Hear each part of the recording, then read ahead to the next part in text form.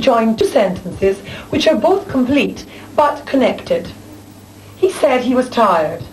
He had been walking for more than 2 hours.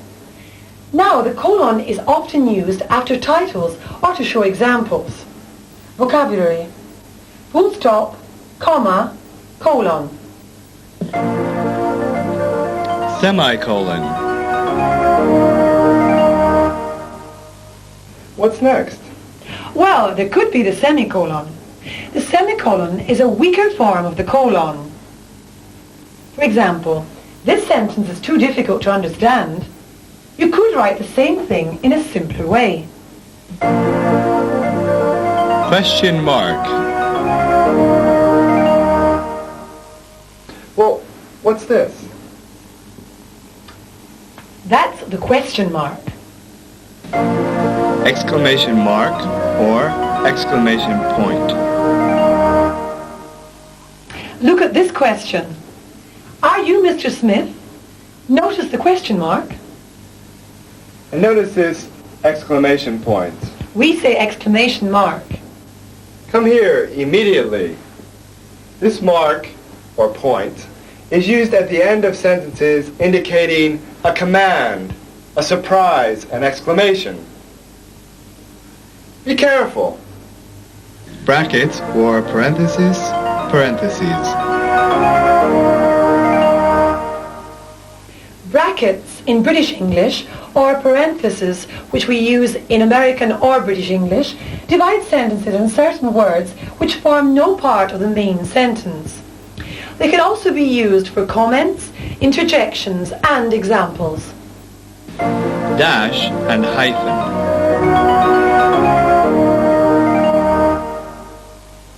Now let's look at the dash and hyphen. These have a similar symbol, but are used in different ways. For example, the dash. We'll be arriving on Tuesday morning. At least I hope so. Here, the dash is used like a colon. Down here we see an example of the hyphen. Co-presenter, for example, or riding helmet. The hyphen divides two words that are joined together. The hyphen can also be used at the end of a sentence when a word finishes the sentence. For example, if government was at the end of a sentence and you didn't have space, you would put a hyphen here and then at the end continue with meant. Inverted commas or quotation marks. Look at these. These are quotation marks. Or inverted commas in British English. Is there anything else that hasn't been explained yet? Oh, I wish English were easier. Well, there's something else. You have just used the subjunctive. Oh, our students might think there isn't any subjunctive in English. Don't you think so? Subjunctive.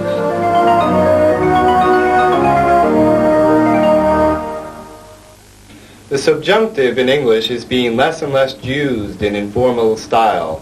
But you are right. We must say something about it. The present of the subjunctive is formed from the infinitive without to, and it's the same for all subjects. It's used mainly in exclamations, in poems, or in a very formal language. God save the Queen. God bless you. The Lord be with you. Long live the President. Whatever be the reason you do this, we will not condemn you. The past of the subjunctive is the same as the past simple, except for the verb to be. The past subjunctive of to be is were for all subjects. She wishes she were more beautiful. If I lived in the country, I could be very happy. The past subjunctive is used to talk about events that are not certain to happen, but it's hoped or imagined they will happen. The past subjunctive is often used after if, or words which have a similar meaning to if, like imagine, suppose, as if, and I wish. I wish he were more attentive to the teacher. Or, I wish he was more attentive to the teacher. If I were, or if I was a politician, I would put an end to all wars. Verb tenses to use with the subjunctive. A form of conditional sentence must go with the subjunctive were plus infinitive. Look at this example. If we were to go there, we couldn't play tennis. In a literary style, the sentences can be inverted. You could say, we couldn't play tennis if we were to go there. As you can see, the subjunctive is very seldom used. And note, No subjunctive is used in the following cases. After the verbs of opinion, to think, to be afraid, to doubt, etc. The English language prefers the present simple, the future simple, the conditional, may or might, depending on the meaning. I think she is right. I don't doubt that he will win. We don't think that they will win the card tournament. I am afraid this may be true. After the verbs of will, request, order, etc., an infinitive form follows. Paulette would like my mother to go to South Africa with her. After the conjunctions if, when if means in case that, so that, in order that. Should plus infinitive. May, might are used according to the meaning. My mother insisted that Rick should play cards with them. If you should play cards with Mom, don't forget your appointment at 7 o'clock. Put the correct verb form or forms according to the meaning of the sentence. This exercise doesn't concern the subjunctive form, but all the verb forms, such as the future, the conditional, and so on.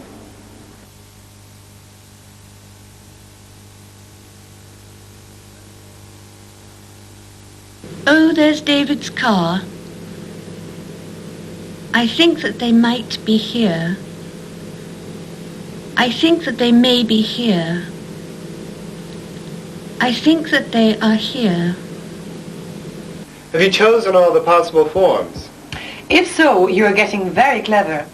If not, review all the units concerning verb forms. But first of all, go on with this exercise.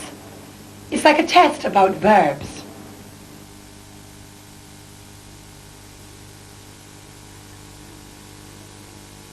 I haven't had time to tell you this before. You look great.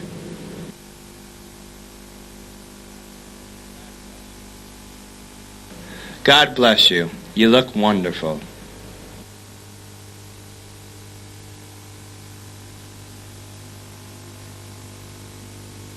I think happiness makes her look even younger and more beautiful.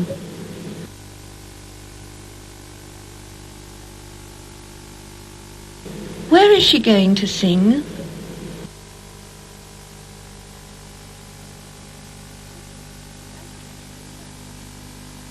I think she is right.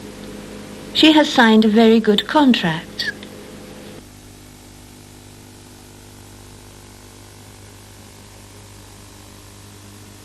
I think Mum couldn't do without a doctor prescribing her some medicine.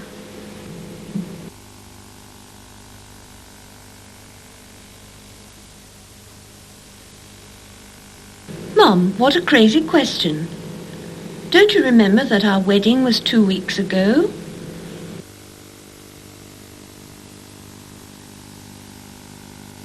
Would the tennis champion like to play cards?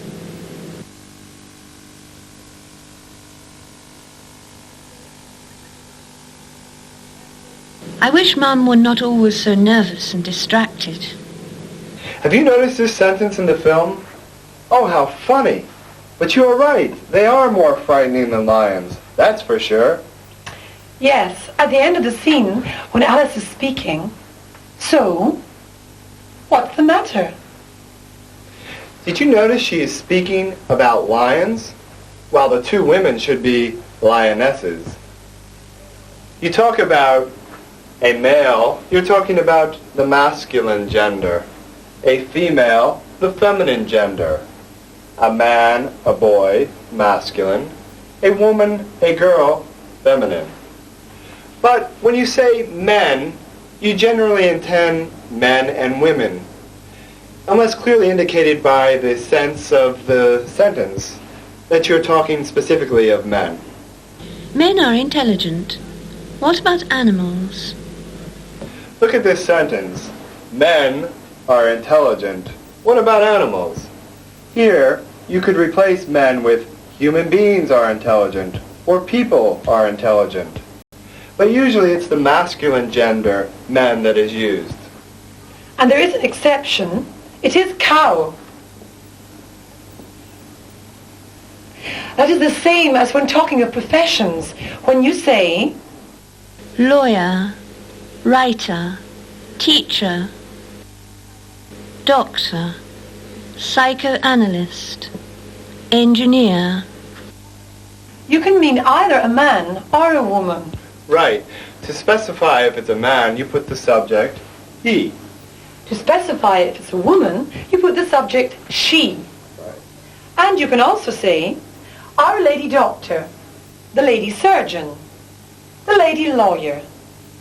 If you have a female teacher, you would say, Our English teacher is very clever.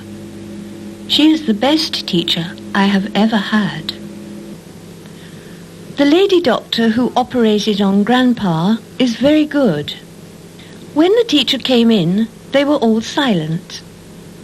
What is she? She is a doctor. Where have you been? I have been to the doctor's. Concerning the gender of nouns, you already know that people are he or she, and things are it. Animals are it, unless they are thought of as having a personality, that were intelligent, and only when the sex is known. Cars, motorbikes, and other vehicles are sometimes indicated as she. Ships, too, are referred to as she, especially by sailors. The Queen Elizabeth is a very big ship. She was the best ship of Her Majesty's Navy.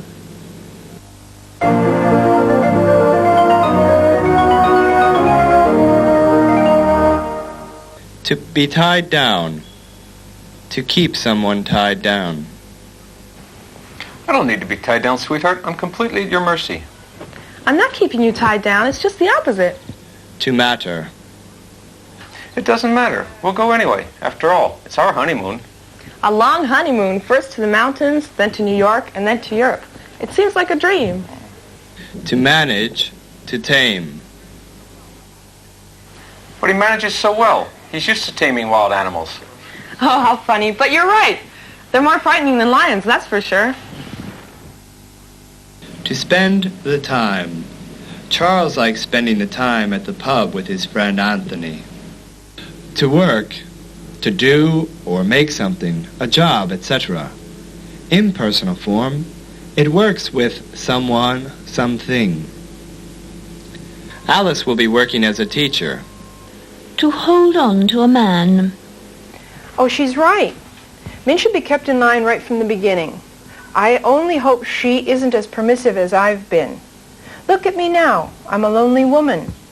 I don't think that's a good way to hold on to a man. Don't forget, that wouldn't work with me. To practice something. To keep an exercise. I haven't practiced much because Alice takes up so much of my time. Notice the difference in meaning of these two verbs. To lose and to miss. To lose, lost, lost. To miss, missed, missed. I lost my wallet in the park. I was very upset. You know, I really miss Aileen. I wish she would get back here soon. She's very special. I lost my bracelet. I missed the train. It's just that I love you so much and I don't want to miss a single moment that I could spend with you. To win, 1-1. Who won the tennis match? Well, it certainly wasn't me. He won. Look at the verb to play. The verb to play plus object. For example, to play a game, to play a sport, to play cards. Mom plays cards nearly every day. She organises tournaments too. David used to play tennis a lot before he got married. To take care of. The help will take care of the house. Synonyms with different uses. Sound, noise. Oh, there's David's car. I recognize the sound. The noise of the bells is too loud. Marriage, wedding. Synonyms. The words marriage and wedding are similar. The concept of marriage is when a man and woman are already married, while wedding is a ceremony which joins a man and woman in marriage. Mom, what a silly question. Don't you remember our wedding was 2 weeks ago? Honeymoon. To go on honeymoon. To be in honeymoon. The wedding is a necessary step to start marriage, and a good honeymoon is a good wish and omen for a good and lasting marriage. Do you think so? Yes, a good start is always something that helps you to forecast the future. These are only theories. Any proofs? I'm sorry, I can only talk for me. By the way, do you remember who it is that's coming for our nice conversation? Of course I remember. It's Alice. She's going to talk about university life in the United States, which might be an interesting topic for our students. Yes, we have already talked about high school with Elsie. So the next step is to talk about university. Don't you think so? Come in.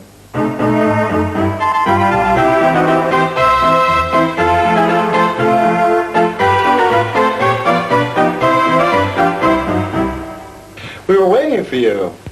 As you're going to talk about university in the United States, it's better if William asks the questions and our students can hear what you say and learn something about the American school system, which is slightly different from the English system, of course. Well, as you know, there's a big difference between university and high school life. Well, can you explain some of the differences? I'm sure our students would like to know about the university system in the United States. In the United States, there are 4 years of study at the university. The first year is the freshman year, the second, the sophomore, the third, the junior, and the fourth year, the senior. Students usually take at least 4 years to graduate. Well, can you explain something about the school year at the university in the United States? Do students go to school the whole year? Well, not quite. The school year is broken down into 2 semesters. The fall semester usually begins in late August and ends in mid-December, while the spring semester begins in mid-January and ends in early May. Most students take about 5 classes per semester, and each course meets for 3 hours a week. Well, where do most students live? In high school, students usually live at home with their parents and eat and sleep there. The university is different because students often go away to live, and sometimes far from home. Most students live in dormitories the first and second years, and then move into apartments or fraternity and sorority houses their third and fourth years. Well, can you explain to our students what fraternities and sororities are? Fraternities and sororities are social organizations which pattern themselves after the Greek system and are even known by Greek names. SAE, Sigma, Alpha, Epsilon, for example. These groups, fraternities for men and sororities for women, do good works in the university community and are also known for having great parties. This all sounds great. Is it hard to get into one of these universities? Well, that depends on the university. Some of the famous schools like Harvard, Princeton, and Yale, as well as the military academies, are virtually impossible to get into, with less than 10% of the applicants being accepted. Well, how do they decide who gets in? The most important things are your grades, how you rank among your fellow students, and your test scores. We have an examination called the SAT, or Scholastic Aptitude Test, which tests verbal and analytical knowledge and ability. Can a foreign student go to school in the United States? Yes, you would have to take the TOEFL, the test of English as a foreign language, show your grades, and provide letters of recommendation. And then what happens? When you satisfactorily finish the 4 years of your undergraduate schooling, you get a diploma. This diploma is either a BA, Bachelor of Arts, or a BS, Bachelor of Science, depending on what you have studied. Do many people have university degrees in America? Not really, probably around 30%, but there are several degrees. The BA is the most common, but there are also several advanced degrees that take additional years of study, such as the MA, Master of Arts, the PhD, Doctor of Philosophy, the JD, Juris Doctor, and MD, Medical Doctor. You've given us quite a good idea of the university educational system. Don't you think so, Eileen? Yes, I do. We have learned a lot, and I hope our students have also learned a lot. But it's time to leave. So, we thank you very much, Alice. Thanks, Alice. Goodbye. Bye. Bye-bye. Bye.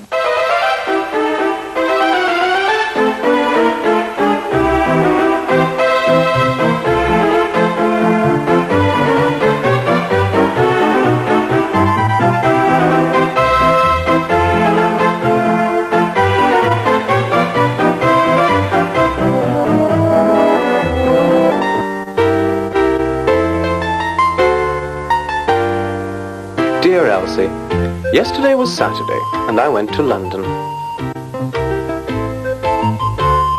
When I go to London, I always go by train and I put my bike in the guard's carriage because I don't like travelling by underground. I prefer my bike, of course. I don't like shopping. So I always go to the Victoria and Albert Museum, where there are the nature collections, and to the British Museum, where I can spend hours in front of the Rosetta Stone. This stone was found in 1799 by a Frenchman, one of Napoleon's soldiers, and it has helped us to understand Egyptian hieroglyphics. It was early that morning and I was rushing around London. I was in the suburbs, quite far from the British Museum. On the way there to the museum, I bumped into Kate. Oh, God, it was so awkward, I didn't know what to say. But she did. Oh, Charles, you're here in London. What are you doing here? Well, nothing. I just, Did you know I've started working? Oh, really? What kind of work? Are you working as a vet? Of course I am. That's what I'm qualified to be. Oh, so you're working in Sussex with animals. What sort of animals? Horses? Yes, horses, of course. And other animals, too. I'd love to come and see where you work sometime.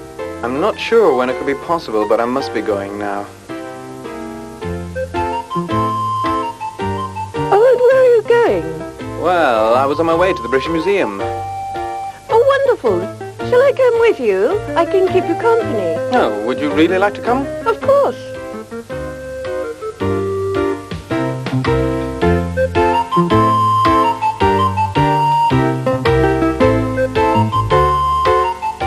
Oh, can you stop for a moment, please? I've got to go and see the woman in this house. She's always been nice to us, and she helped my grandmother with her medication. Grandma's ill and she needs her medication immediately. She needs the injection immediately. Don't leave, please wait.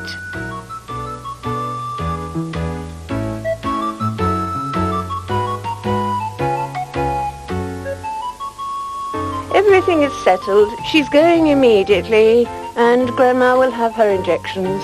She'll feel much better after she does. She always does after she has her injection. But are you really interested in the British Museum? Do you really want to see it? Of course. I always go to museums. There are so many interesting things to see, so many interesting foreigners with strange accents and fashionable clothes. I mainly go to museums to see people that I wouldn't see at the office or at the pub. But what about the ancient Egyptian, Grecian and Roman stones? We've got Roman ruins here in England too. Have you ever seen any of them? What are ruins? Just rocks turning into dust. I like the present, not the past. Well, I need to go to London again because I hardly saw anything that time. Do you like museums of natural history? I love them. That's all for now. Cheerio, Charles.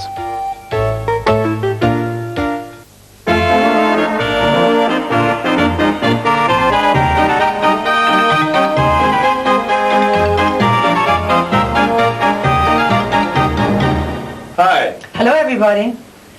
This should be grammar time, but this time we're going to do something different. It's something that will help you better understand the British culture. Yes.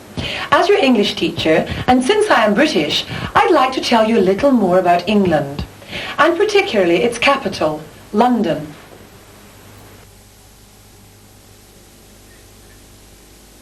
When we say the United Kingdom, we mean the United Kingdom of Great Britain and Northern Ireland. Great Britain is the name of the largest of the British Isles. It includes England, Wales, and Scotland. The second largest island is Ireland, but only Northern Ireland is part of the United Kingdom.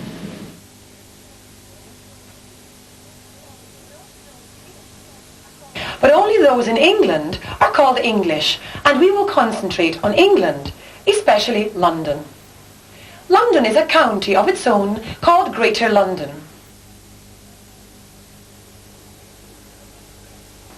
It seems that the name originated from the Celtic lyn, meaning lake, and dun, meaning a strong place.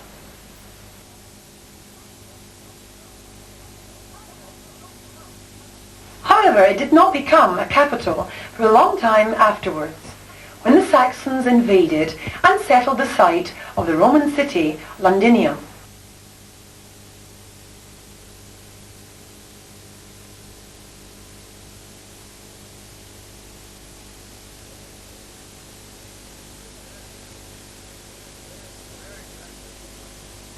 Where exactly is London located?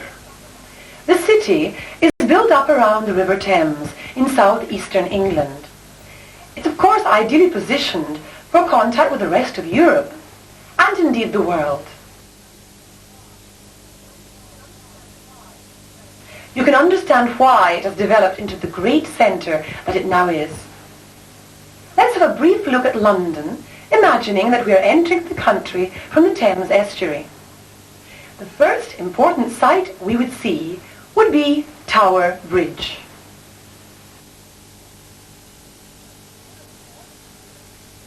Built towards the end of the 19th century to blend with the Tower of London, which stands just to its right.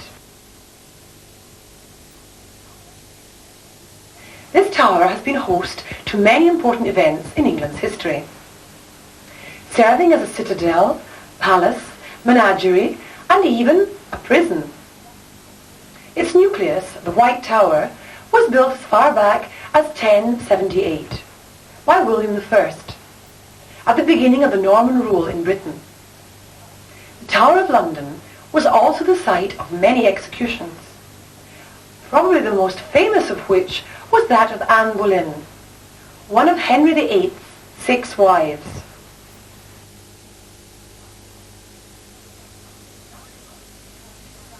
Nowadays, you can see the crown jewels housed in the Waterloo Barracks.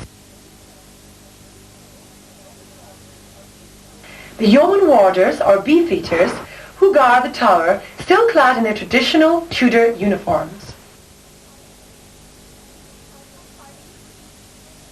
And finally, the ravens. It is said that if they leave the tower, the kingdom will fall. A little further on, there is the HMS Belfast.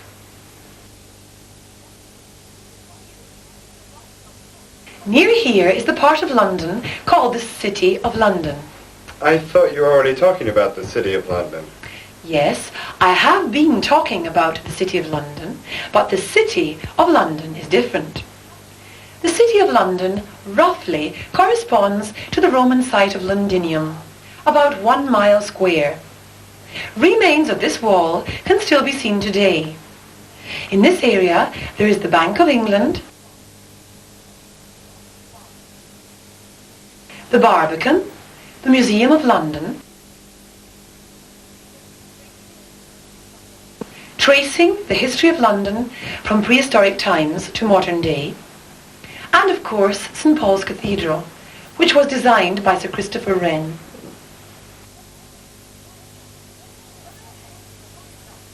Further ahead, a Victoria embankment is worth seeing for Cleopatra's Needle and accompanying sphinxes. North of this point, there are many interesting places. Covent Garden, for example, which in the 19th century was a fruit and vegetable market, and is now a very popular area with shops, bars, restaurants, and plenty of street entertainment.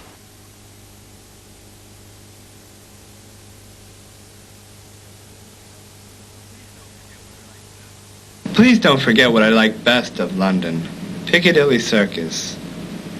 Piccadilly Circus is one of London's busiest junctions, the meeting point of several important streets, like Piccadilly and Regent Street.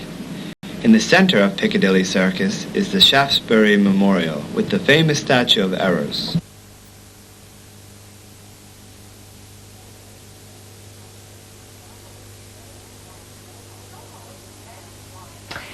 Soho is a very lively, cosmopolitan area. And although its reputation goes before it, it has a somewhat village atmosphere, with some rather individual pubs and restaurants. Back near the river, Trafalgar Square, commemorating the Battle of Trafalgar in 1805, under Admiral Lord Nelson, has a large monument called Nelson's Column.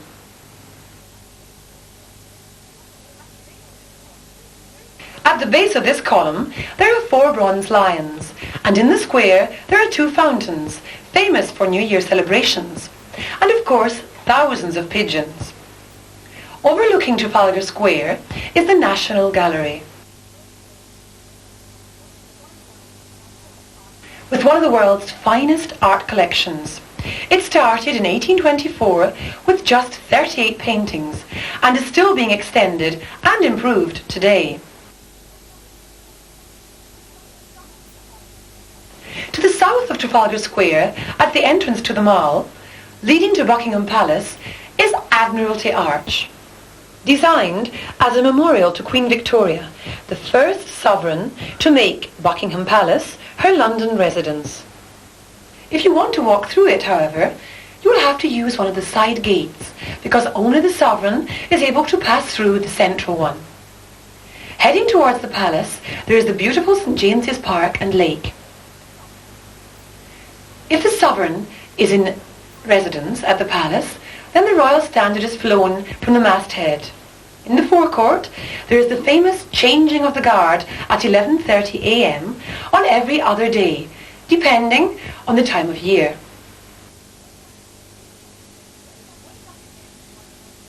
Going back again towards the river, one can visit 10 Downing Street, the residence of the Prime Minister. Further south, in the direction of Westminster Bridge, there are 3 of the most famous sights of London, all very close together. The Houses of Parliament, Big Ben,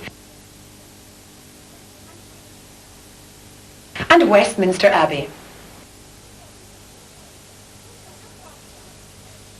Still further down in the Thames, there is the Tate Gallery,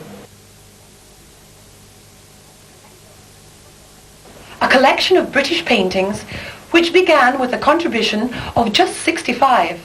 Do you know the Tate, William? Oh, yes. It's wonderful, Aileen. The Tate is appreciated by art lovers all over the world. I especially like Turner's watercolors and his typical British landscapes. Do you really like it, William? Yes, I love to spend time in famous museums. So does Charles. He particularly likes looking at the Rosetta Stone. And of course, anything at the world-class British Museum.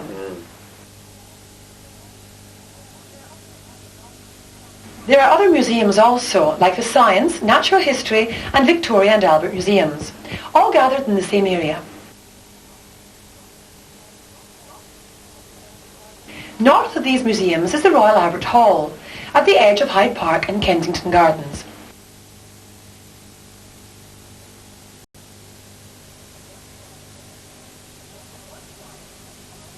At one side of Hyde Park, there is Marble Arch and Speaker's Corner, where on Sundays people can voice their opinions on almost any subject they choose. Do you ever go there to give your opinion, Aileen? No, but I sometimes go to listen. Actually, I prefer the elegant shopping area of Knightsbridge, with of course Harrods, which is nearby Speaker's Corner. Continuing north, there are Madame Tussauds waxworks and the planetarium.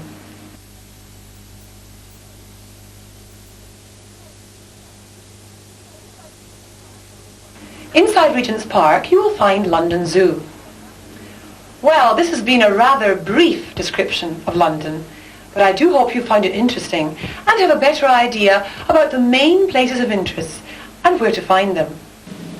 When you go to London, don't forget to see remains of Londinium.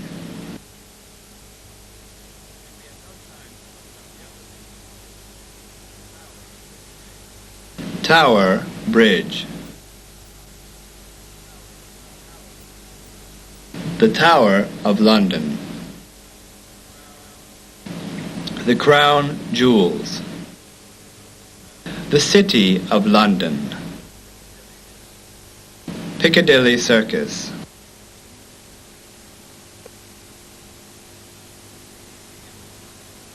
The Museum of London. St. Paul's Cathedral. Cleopatra's Needle. Trafalgar Square. The National Gallery.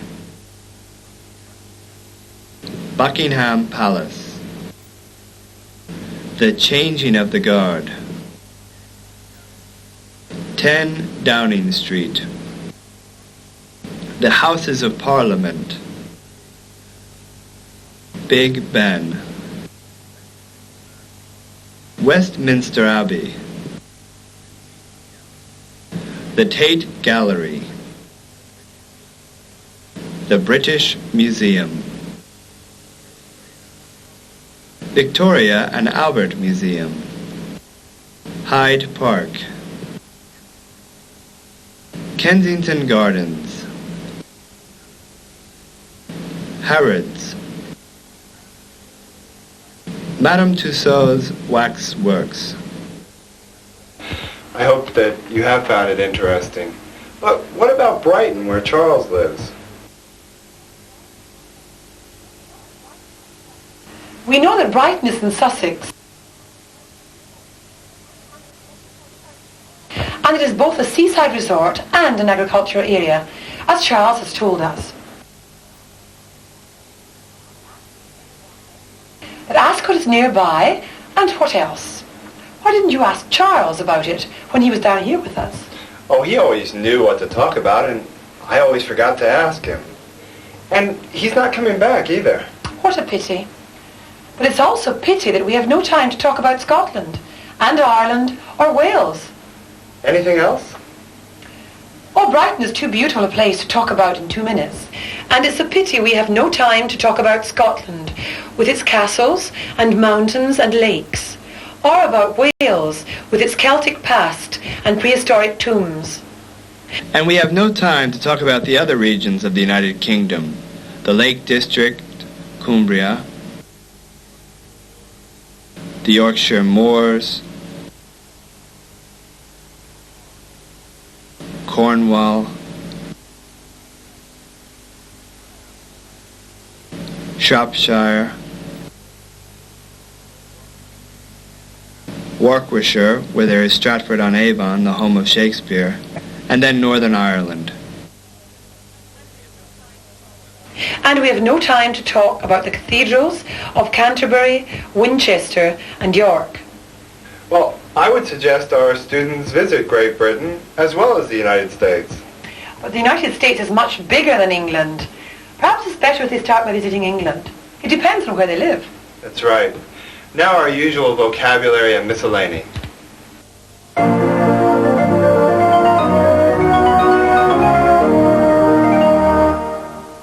The guard's carriage is something you find in Great Britain, not in the United States.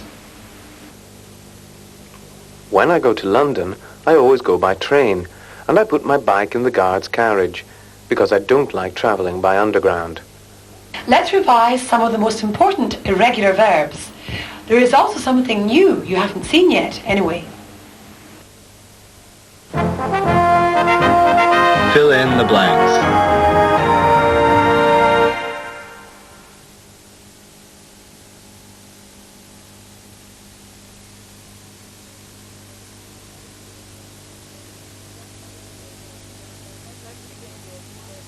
Let's begin with the verb to be. To be, was, been.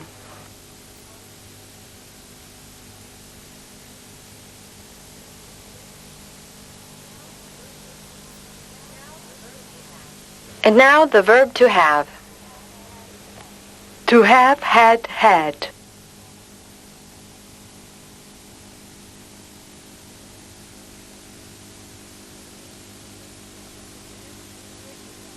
To do, did, done. Yesterday I did my homework.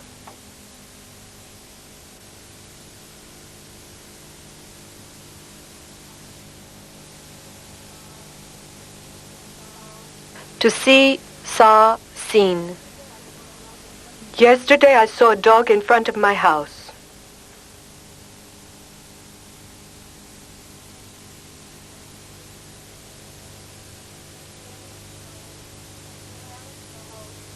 To tell, told, told. Yesterday my mother told me to study.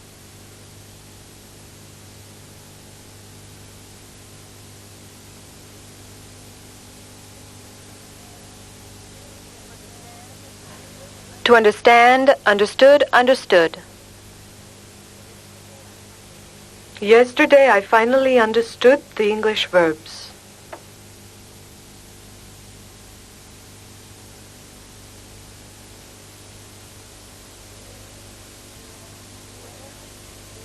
To wear, wore, worn. Yesterday I wore a new dress.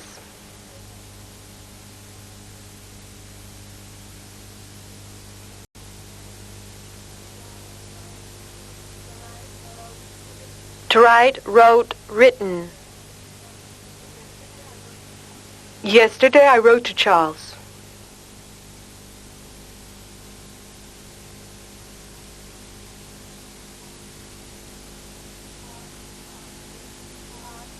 To teach, taught, taught. Yesterday the teacher taught the verbs.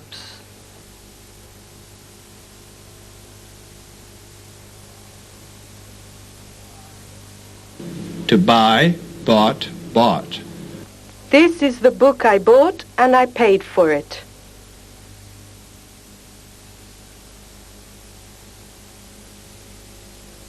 To speak, spoke, spoken.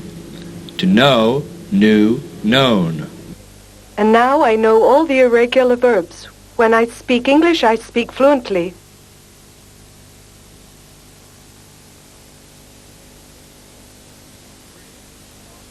To bring, brought, brought. I brought this parcel here and I opened it.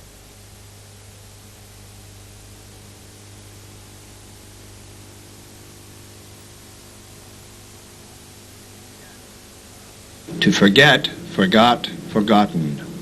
To shut, shut, shut. Oh, well, you've forgotten something. What? To shut your book. And your mouth. To meet, met, met. To cut, cut, cut. When I met him coming out of the bathroom, he was bleeding because he had cut his finger with the razor.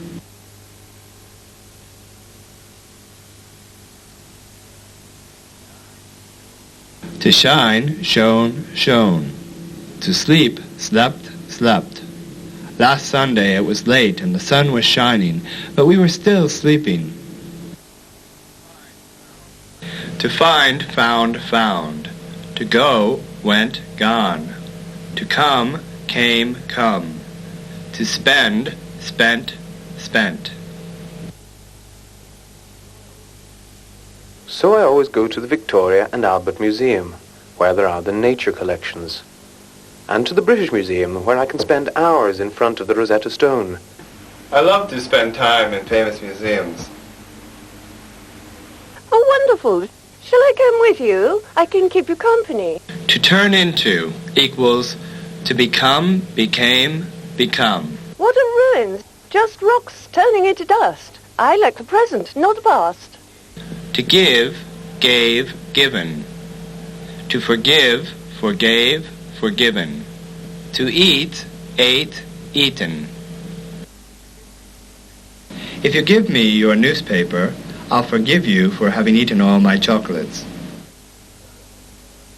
Did you notice this particularly colloquial expression, to bump into? To bump into someone. Awkward.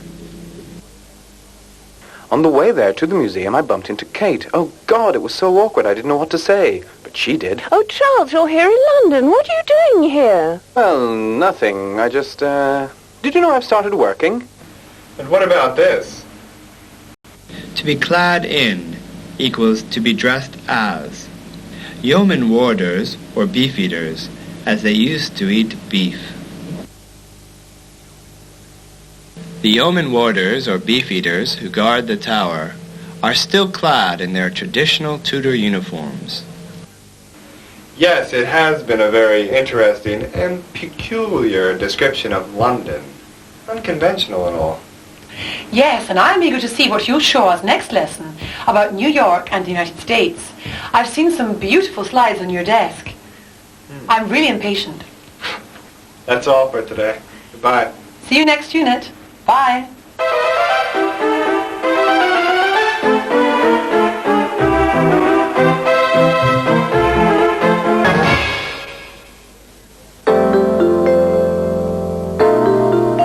Dear Elsie, we're here visiting New York.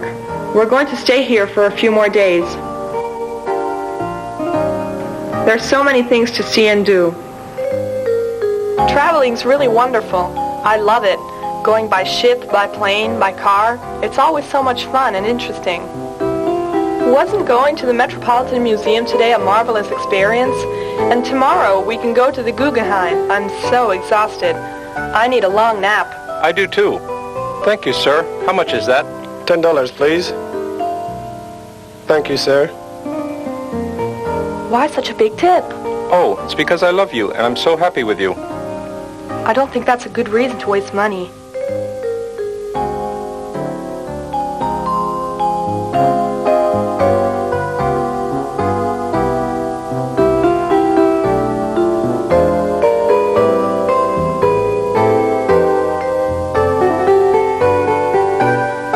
Thank you for the cocktails.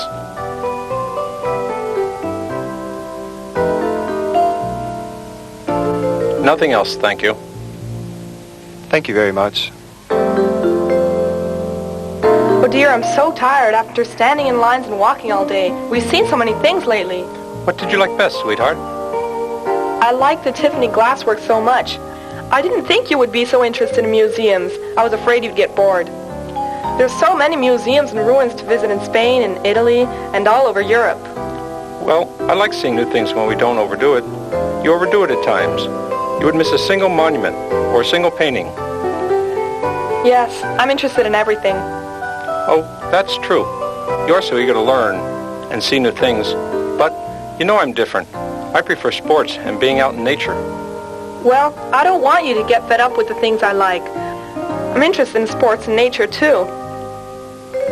There are so many interesting things to do in one's life. Visiting museums is only one of them. Oh, my little teacher. It's like with TV. You're interested in plays and lectures and blah blah. I like watching nature and sports shows. Each of us has his own interests. Important thing is to respect each other and meet each other halfway, and then to keep apart for oneself. But the important thing is not to give up one's personality completely. That's true. How did you learn that? But seeing my mother's divorces. She always wants men to become slaves. By the way, we don't know anything about the bridge tournament in Puerto Rico. Oh, that's not our problem. What about tonight? A nice play on Broadway? And then a very romantic dinner at the very best restaurant in New York? And then a disco?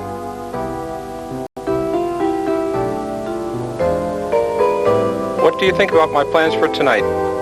How wonderful. Have you bought the theater tickets yet? To our happiness and hopefully to a marriage that will never end.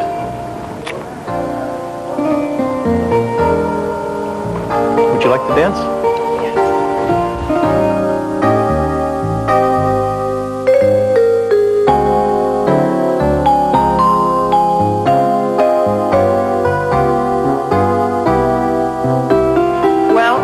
Passing so quickly.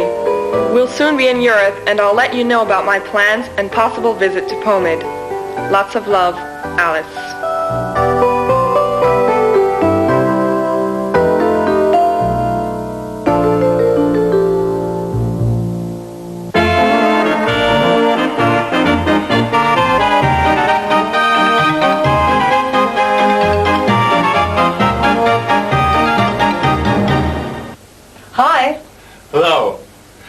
the last unit, we are not going to do the grammar now, but this time we are going to talk about my country, the United States of America.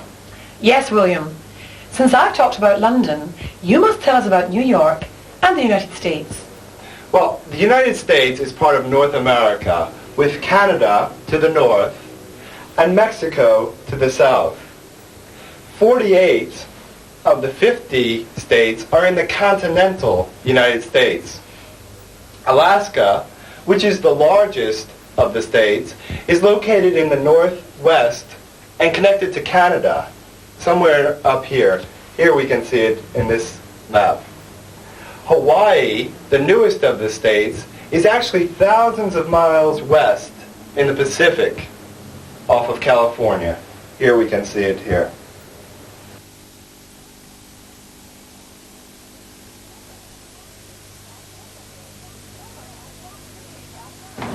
So what about California, the state where Alice comes from? Well, as you have seen on the map during our scenes, there are 3 major cities in California: Los Angeles, San Diego, and San Francisco.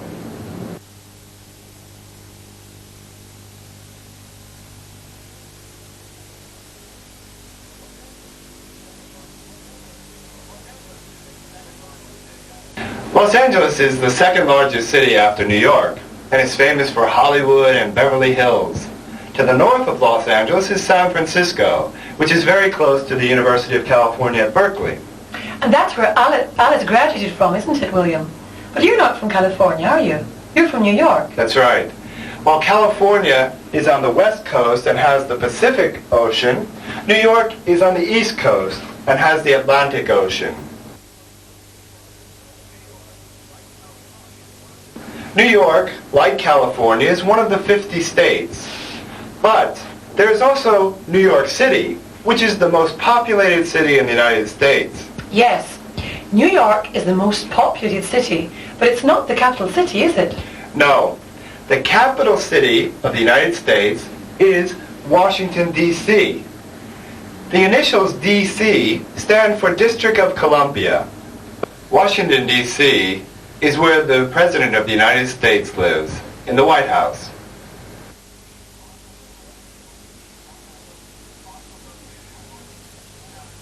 Also located in Washington is the Capitol, where the Congress and Senate meet.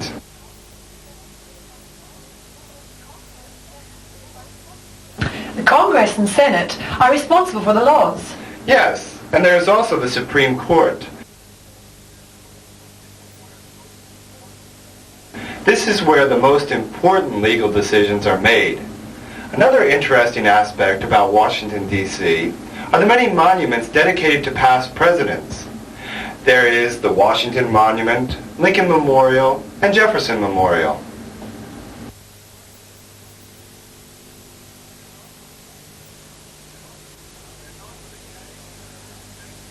There's also the Kennedy Center, which is dedicated to John F. Kennedy, and is a center for performing arts.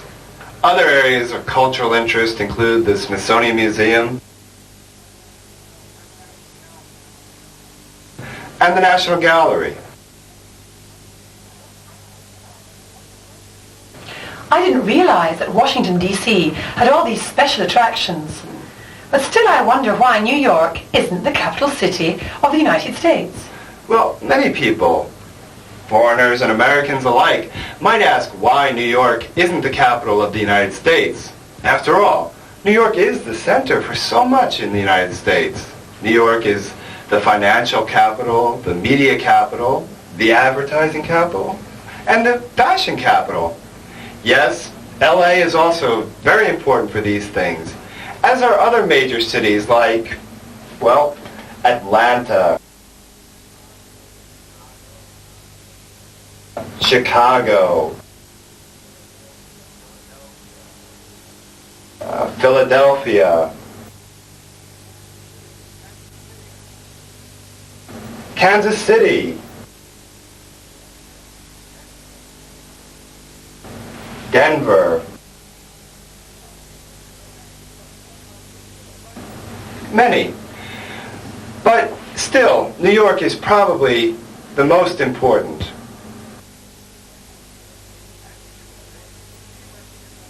As see, New York City is located in the northeastern part of the United States. Now, when most people think of New York City, they think of Manhattan. But actually, New York City consists of 5 boroughs that make up New York City. The southernmost borough, or district, and probably the least well-known, is Staten Island.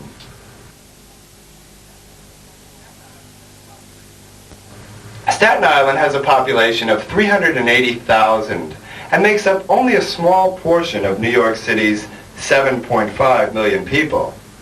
Staten Island, as the name indicates, is an island, like Manhattan, and is connected to Brooklyn by the Verrazano Narrows Bridge.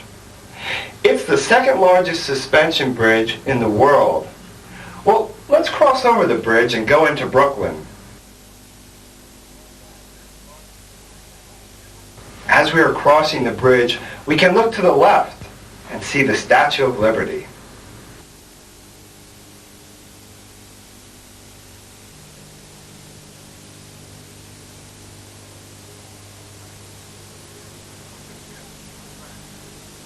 It was a gift from the French, and truly this statue is what the United States represents, a land of immigrants, of all nations, all cultures, all religions and races, that came together in this great melting pot, and through the common thread of the English language were able to weave together a dynamic and diverse democracy.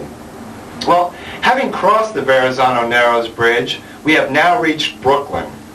Brooklyn is the most populated of the 5 boroughs, with more than 2.3 million people.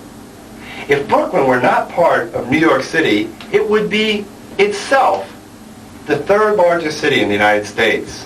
In fact, 1 in 7 Americans can trace their roots to Brooklyn. Can you, William? Well, yes, I can. My grandmother came from Norway, and my grandfather came from England. And they met each other in Brooklyn. Let's leave Brooklyn now and go to Queens. Queens is the largest of the 5 boroughs and has 1,925,000 people. Queens also has 2 large international airports, LaGuardia and John F. Kennedy. Just north of Queens is the Bronx. 1,223,400 people live in the Bronx.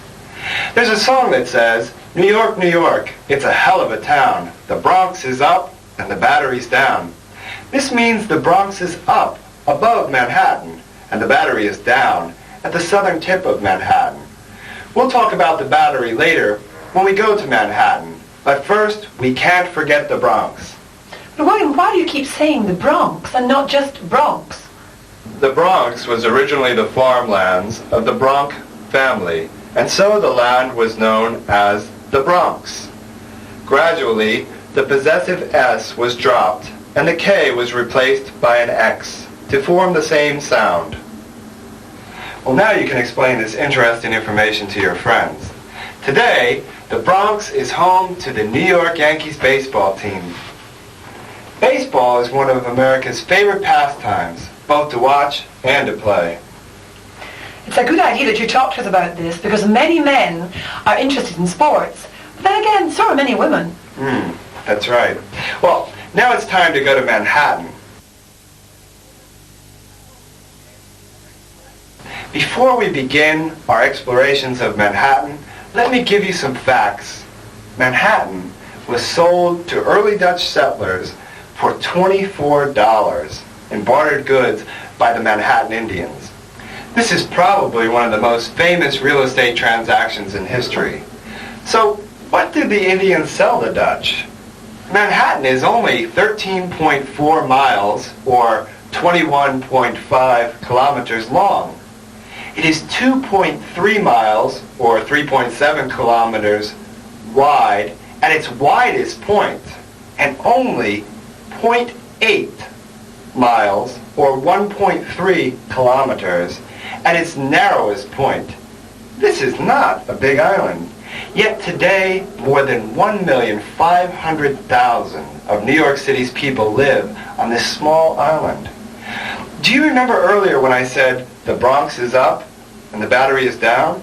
Well, let's begin with our tour of Manhattan at the Battery, since it is the southernmost part of Manhattan.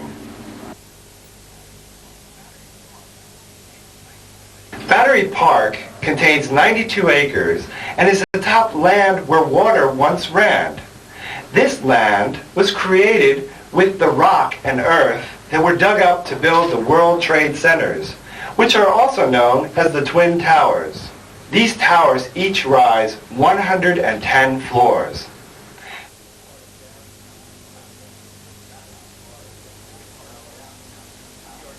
This part of downtown Manhattan, with Battery Park, the Twin Towers, the New York Stock Exchange, and Wall Street, is the financial district.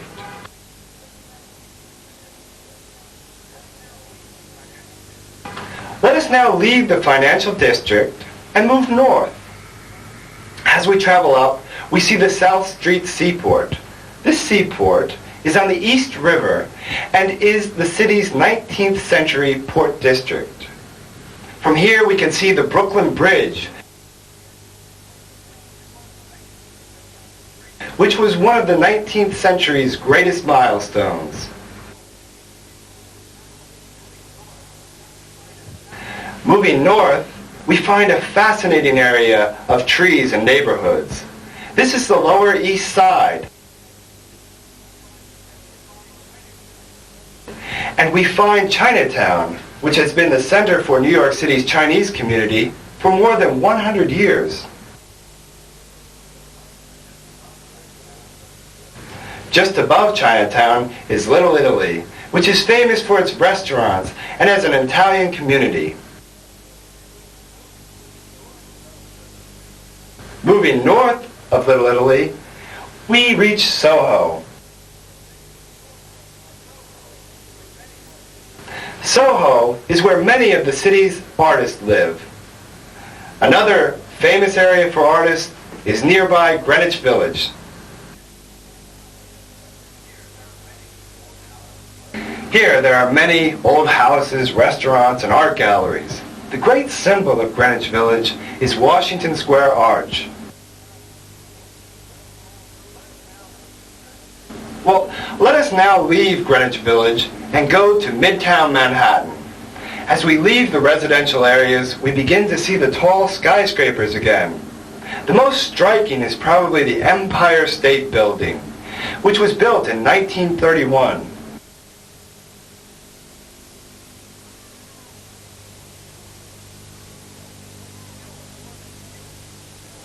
You know, more than 15,000 people work in this building, and on a clear day, one can see for up to 50 miles, more than 100 kilometers.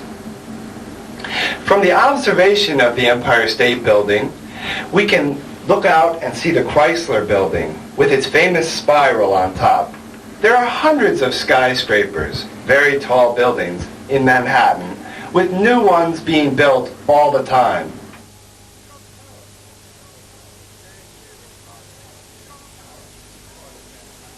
Trump Tower, for example, is very new and modern. This part of Manhattan, the Midtown, is the center for the garment industry, advertising, the media, and also Broadway and Times Square. Going east from the Chrysler Building, we can see the United Nations headquarters.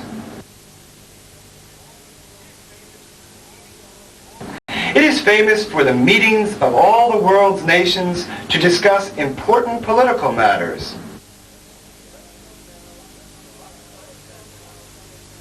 Well, let's go now to Rockefeller Center, which is famous for the ice skaters in the winter. This area of the Midtown is the media headquarters for most of the major magazines and television networks. Moving north from Rockefeller Center, we can see Central Park. Central Park begins the uptown area and is the dividing point between the east side and the west side. To the left is Central Park West. Here we find Lincoln Center and the Metropolitan Opera House, as well as several museums.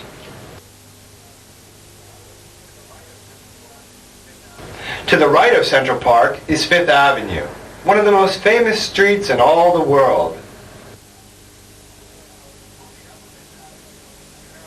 Moving up Fifth Avenue, parallel to Central Park, we see the Metropolitan Museum of Art, which has a vast collection of great art.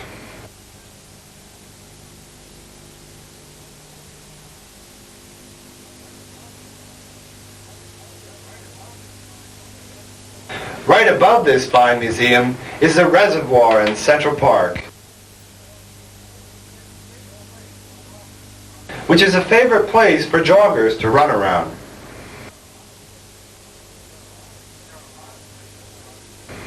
There are a lot of places to run in Central Park since it is 840 acres. Let us continue up Fifth Avenue into Harlem. Harlem is the center of New York City's black community, and its official boundaries extend south to north from 90th Street to 178th Street. Harlem has a great nightlife, with many fine restaurants and lots of live entertainment. Yes, New York, it's a hell of a town. Now you know why the Bronx is up and the Battery is down.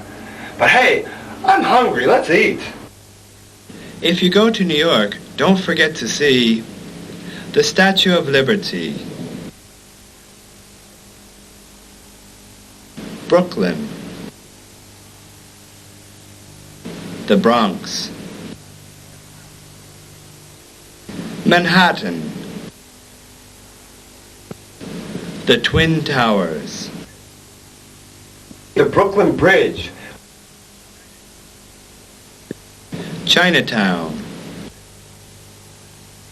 Little Italy, Soho,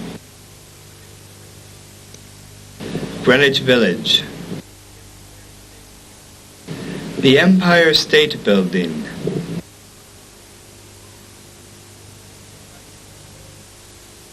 the Chrysler Building,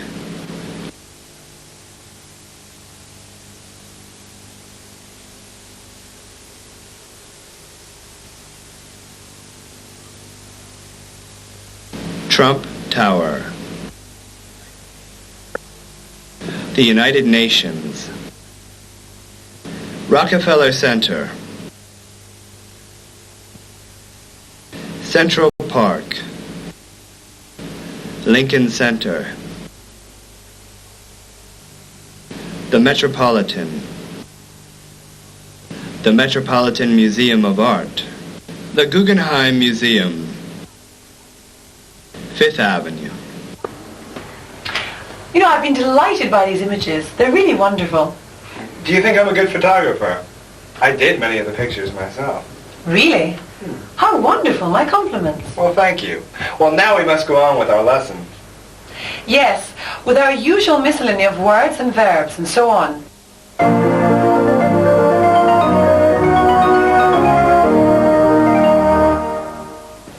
Let's start with a few irregular verbs. To see, saw, seen. To do, did, done. To make, made, made. There's so many things to see and do. Elsie did her test very well.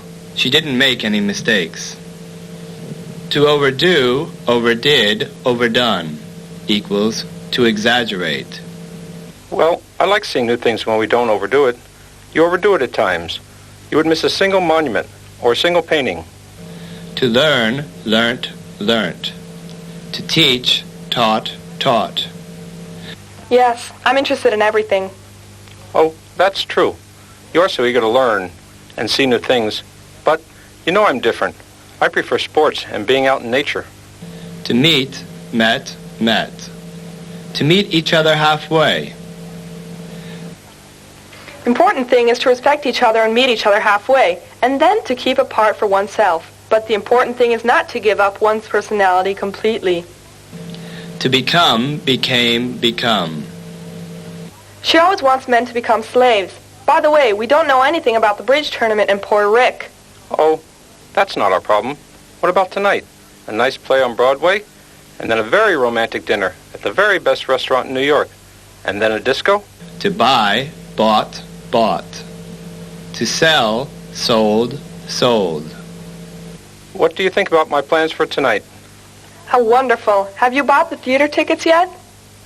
To be, was, been. To let, let. To know, knew, known. Well, time is passing so quickly. We'll soon be in Europe, and I'll let you know about my plans and possible visit to Pomid. Lots of love, Alice. To be responsible for. The American Congress and the Senate are responsible for acts and laws. The same is for the British Parliament. Of course, or for the Parliament of any nation in the world. Yes, it's more or less like this. By the way, have you noticed this expression, to be exhausted? To be exhausted? To be exhausted. Are you exhausted, William? It must have been quite difficult to be the presenter of the whole course. Quite a bit. I couldn't have done it at all, you know, with my students at school, my children, and so on. Oh, yes, I understand. What else to point out? Oh, yes, like, hell of a town. It's a saying. Paradise. Hell. Learn also these words, which are necessary when you're talking. Tip. Thank you, sir. How much is that? $10, please. Thank you, sir. Why such a big tip? To waste. I don't think that's a good reason to waste money. Nap. Wasn't going to the Metropolitan Museum today a marvelous experience? And tomorrow we can go to the Guggenheim. I'm so exhausted. I need a long nap. I do too. Well, we've seen a happy Alice on her honeymoon, having an interesting holiday. I need a holiday too. You know, I feel quite tired and exhausted. It's not easy doing a video course. Well, did you realize this only today at the end of this lesson? No, I didn't. Also because I like doing it. And when I do things I enjoy, I don't feel tired. Well, it's over, you see. We must be quick in saying goodbye, everybody, or we'll be cut off. Oh, really? Yes, goodbye. Bye.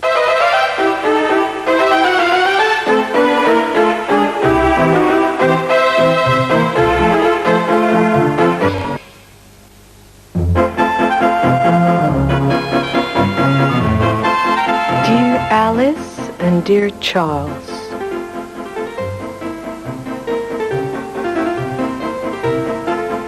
oh no, it isn't worth writing to you. Why should I write if they aren't going to do it anymore? One is out on her honeymoon, and the other is busy with his horses. How shall I practice my English now? Oh, nobody is around.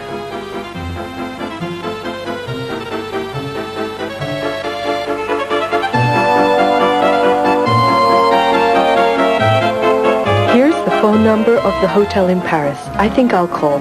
Maybe I'll be able to find Alice and tell her to come here.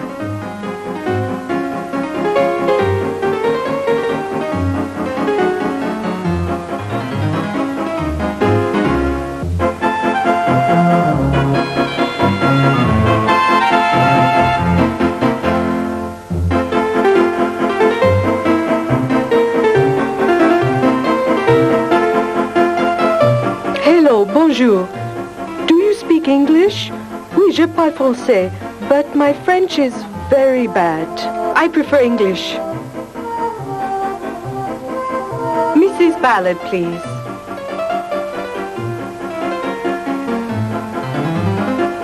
Oh, it's Mom. Hopefully nothing has happened. Can you answer the phone, please, David? So you can tell me what the matter is and I won't have to argue with her? Hello? Who is it? Oh, Elsie, just a moment. Oh, it's Elsie, my friend. Hi, Elsie, how are you? I'm in heaven. It seems like a dream. Paris is a wonderful city. It's so different from our American cities. Oh, yes. We've already been to Madrid. Spain is such a colorful country. So intense. Oh, traveling is really an enriching experience. Of course I'm going to visit a lot of European countries. Italy, Germany, England. Oh no, I don't think I'm going to visit Charles. He's your pen pal, not mine.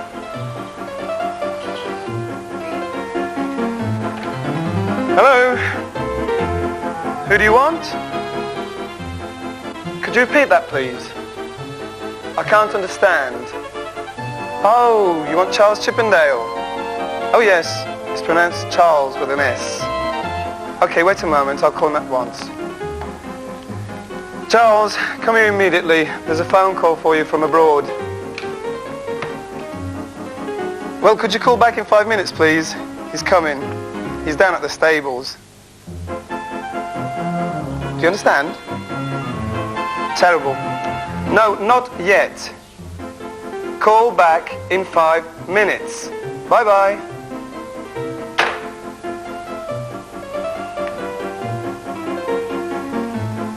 Yes, we've rented a car. It's lovely going through Europe by car. Distances are so much shorter than in the United States. But some of the roads are quite difficult. Oh yes, we're going to visit Pomid too. How could I miss visiting one of the most important capitals in Europe? I think in about a week. I'll call you to let you know exactly when it'll be. Okay. You'll get to meet David too. Who's calling? What do they want from me? Oh, it isn't your boss, don't worry. I didn't understand very well, and I think she didn't understand very well either. I think it's Elsie from Madrid. Oh, Elsie from Pomid. Is she on the phone? No, she said she's coming back in a minute. Ah. Hello? Oh, Elsie! It's lovely to hear from you. Oh, you're coming to England to practice your English? Uh-huh. Where are you staying? Oh, with a family in Oxford. Are you going to take lessons to improve your English? That's great. Send me your address, and next weekend I'll come and visit you there. I'd be delighted to. Oh, no, not next weekend. Next weekend is impossible. I'm involved in a horse race. Why don't you come here? Oh, you're not coming now to England. You're coming next month. Well, come here one weekend then, next month.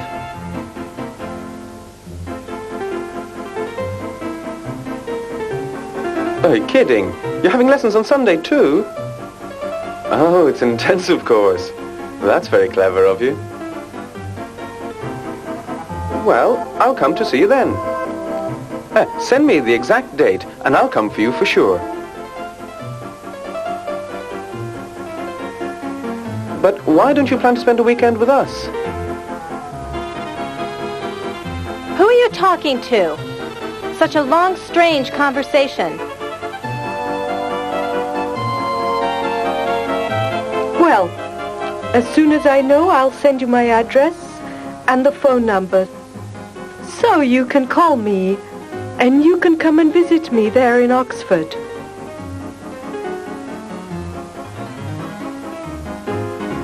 Well, Elsie, thank you for calling.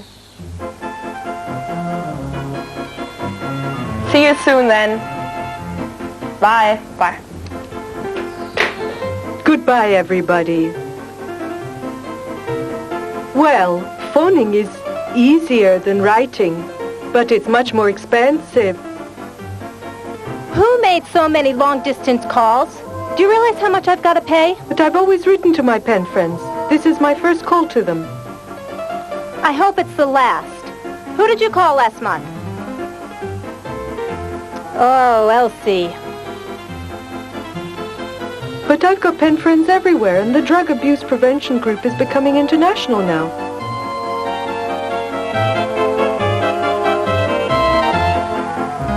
Dear Charles and Alice, next month I'm going to England. Maybe one day I'll go to the United States. Do you think we'll stay pen friends forever? Who knows? Your friend, Elsie.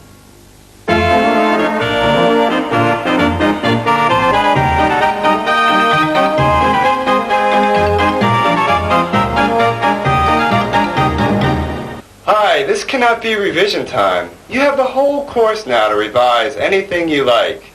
I am by myself, as in the first unit.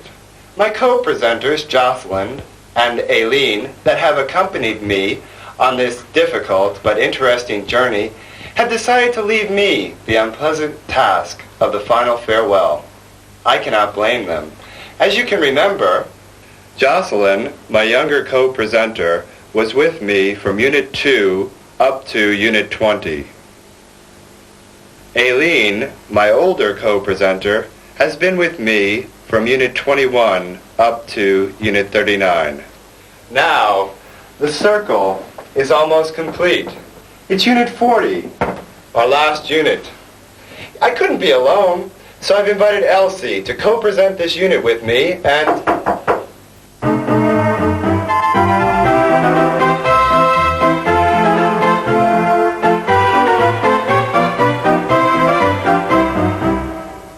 Hello, everybody. Tell them I didn't want to come. Tell them.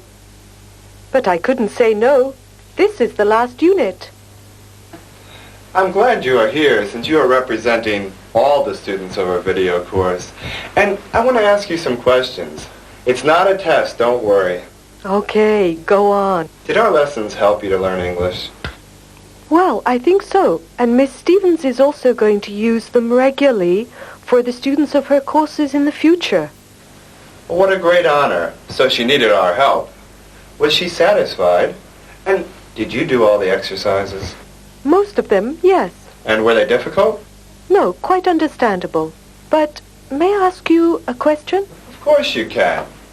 I'm eager to answer any questions you have. Why didn't you point out that there is also an interrogative form of the present simple of the verb to have that hasn't got the auxiliaries do, does, and is without got? Well, I did it on purpose. We were at the beginning of the course, and it would have been too confusing. This interrogative form of the present simple of to have is used very seldom, and in very few areas where English is spoken. But let's see it now.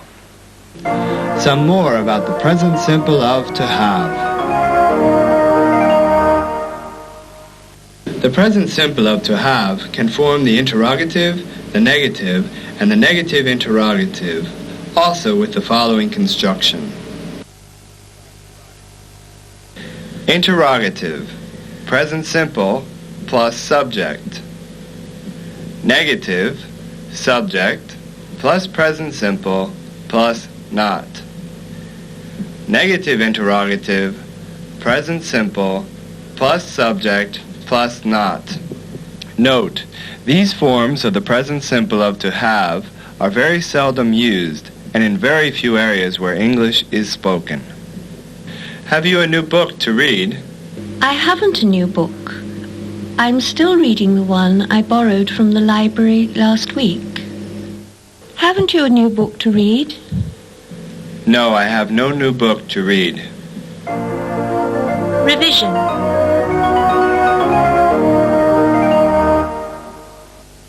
So the interrogative, the negative, and the interrogative negative of the present simple tense of to have can be formed in three different ways. To have, present simple, interrogative form. Have I? Have you? Has he? She? It? Etc. Or, have I got? Have you got? And so on. Or, better for me, because this is the form more commonly used in the United States, do I have? Do you have? and so on. Now, look at the negative and interrogative negative forms. Negative form. I have not. You have not. He, she, it has not, etc. Short negative form. I haven't. You haven't. He, she, it hasn't, etc. Negative interrogative form. Have I not? Have you not? Has he, she, it not, etc. Short negative interrogative form. Haven't I? Haven't you? Hasn't he, she, it, etc. Note the different construction of the short negative interrogative form from the full form. Well, do you want me to write the other forms on the board for you? Oh. I don't really think you need me to. Fill in the blanks using any possible form of the verb to have.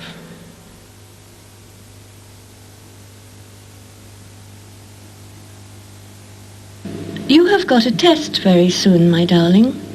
You have a test very soon, my darling.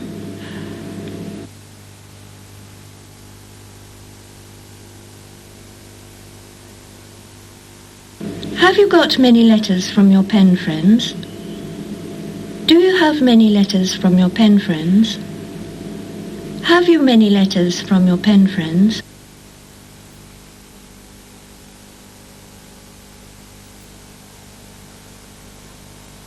Look, I don't have many letters from Charles and Alice. I haven't got many letters from Charles and Alice. I haven't many letters from Charles and Alice.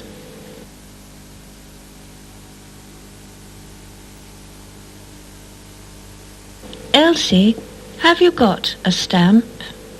Do you have a stamp? Have you a stamp? I think it was terribly easy, don't you, Elsie? Terribly easy. Anyway, it's a good habit to practice. Okay, this was only a joke. But now try with a difficult revision exercise. Revision.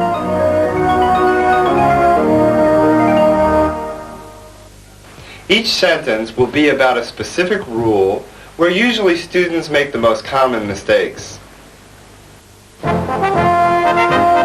Fill in the blanks.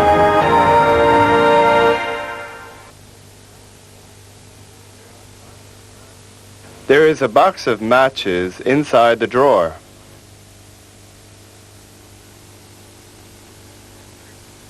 Book of Magic.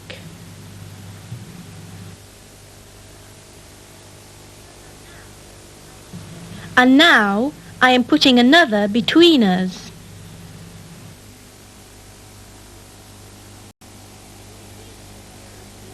Between us there are two chairs, and now I am moving from one chair to another.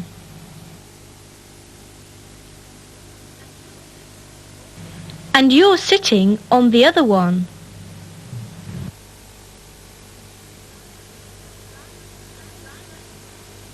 I dry myself with the towel, then I put some cream on my face.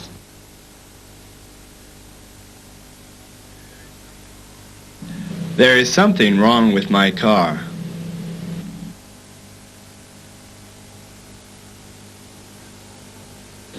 Nobody loves me. Poor me.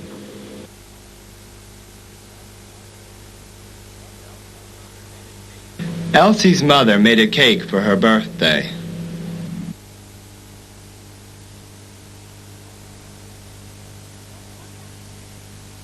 What are you doing?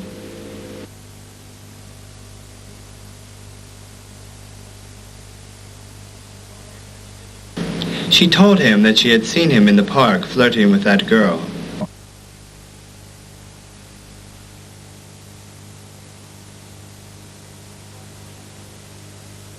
He said, "You're my adorable maths tutor."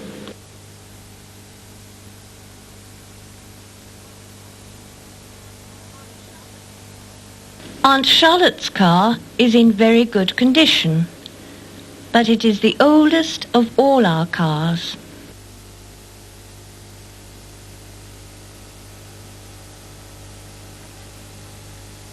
When I was younger, I pushed the accelerator to the floor and drove at top speed as fast as possible.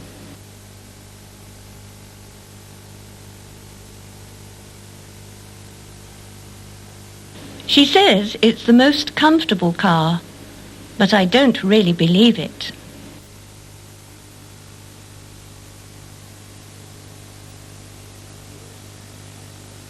In my family, all of the women drive very well. Your grandmother, my poor elder or older sister did.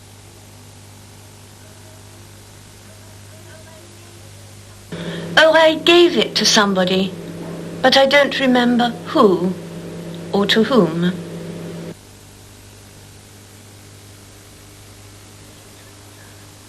Didn't you give it to Janice, the girl whose brother is doing the crawl right now?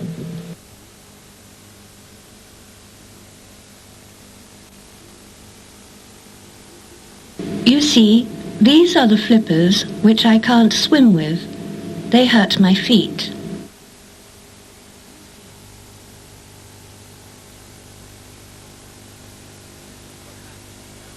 This is what happens to athletes who don't listen to what their coach says.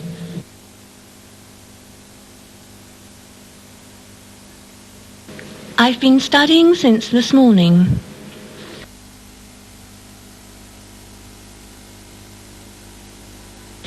They have been in Brighton since 1958.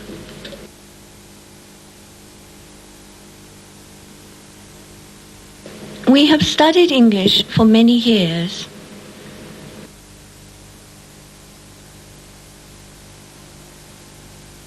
I lived at home until I went to college.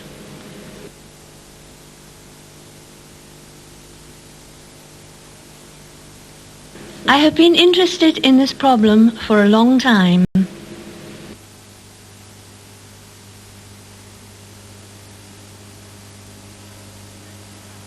He had been smoking grass and taking heroin for about 2 years, when suddenly he began having psychological troubles.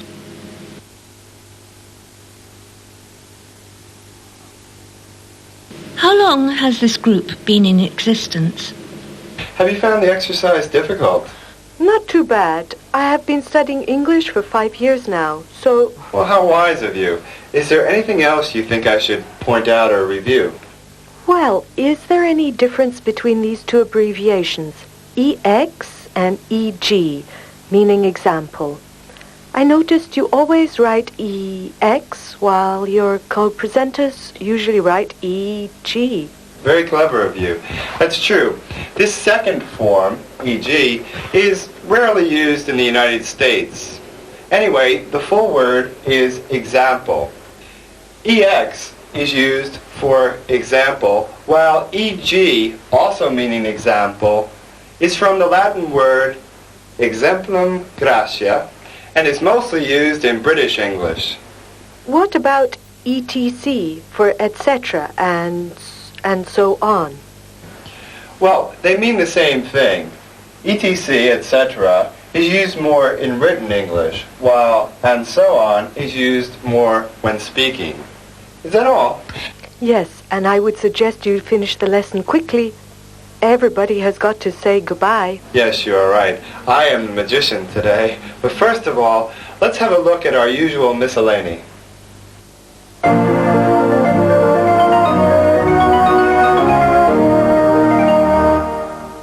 To point out equals to remark. To point at equals to indicate. I'd like to point out to you that the engineer's project is completely wrong. When I point at you, start immediately. To speak on the phone. To answer the phone. Elsie likes speaking on the phone. Oh, it's Mom. Hopefully nothing has happened. Can you answer the phone, please, David? Now some adjectives that are linked in some way. Nice, fine, pretty, beautiful, handsome, wonderful, colorful. They were very nice to me. Your new trousers are fine. She is a very pretty girl. She is a beautiful woman. He is a handsome guy. Paris is a wonderful city, and Spain is a colorful country. Ugly, horrible, terrific. What an ugly beast. It was a terrific show. Anything else? Anything else? Nothing else? What's the matter? What are you doing? I'm practicing my English in strange and magical ways. Wasn't that 2 units ago? Do you know what 1 month ago, 2 units ago, 6 days ago means? That's all for now. Goodbye. Bye. What time is it? Well, it's time to go now. See you next unit. Goodbye. Bye. Can you give me some suggestion to help me learn English well? Of course. In order to learn a language well, we must practice using it as much as possible. That's right. What a lovely suggestion. Goodbye. Bye-bye. Bye. Oh, I'm so thirsty. I would love a nice cup of tea. No problem. I'll have it ready for you immediately. What sort of tea? What about lemon tea? I would rather have onion tea. Onion tea? Oh, really? Is it a new type? A very peculiar new one. The one my mother likes best. I hope you understand we were joking about this onion tea. I'm glad. Goodbye. Bye-bye. Bye. Is it true that students at university are more mature than in high school, and that the relationship between students and teachers is quite easy? Well, since at university the students are more mature. The relationship between teachers and students is easier. I think I will like teaching at university, but first I must get experience at a high school and also study and finish my master's degree. Oh, good. Goodbye. Bye. By the way, could you tell me something particular about the future of the English language and of the English structures? As English grammar is becoming more descriptive than prescriptive, each unit is full of examples and exercises referring to modern, up-to-date English, for you to learn up-to-date English. As English grammar is becoming more descriptive than prescriptive, each unit is full of examples and exercises referring to modern, up-to-date English. Which is the best English? British English or American English? Which is the best English? British English or American English? Which is going to prevail? Will they become 2 different languages? This is a difficult question, but we cannot answer it now.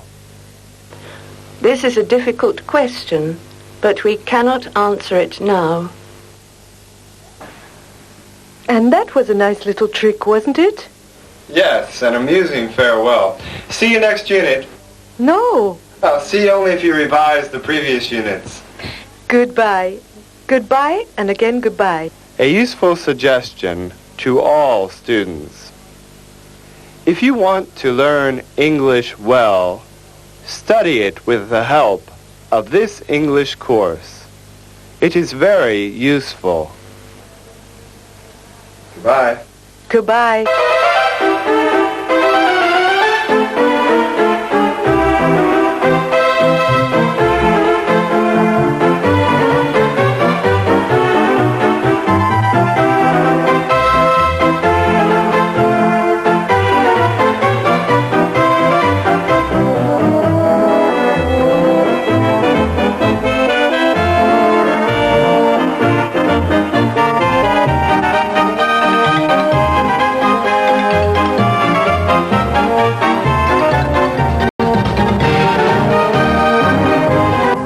like that picture.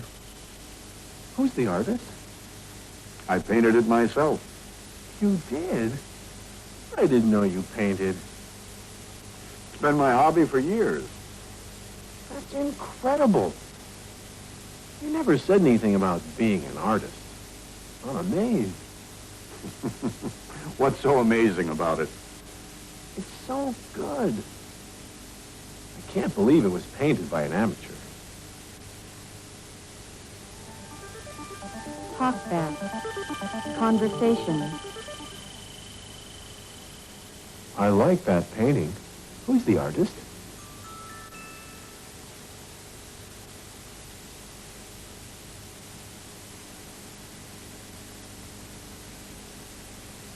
You did? I didn't know you painted.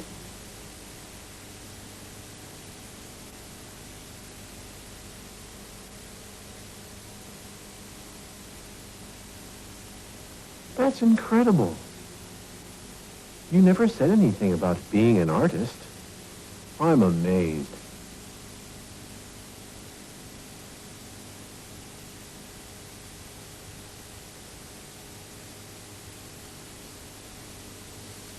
It's so good. I can't believe it was painted by an amateur.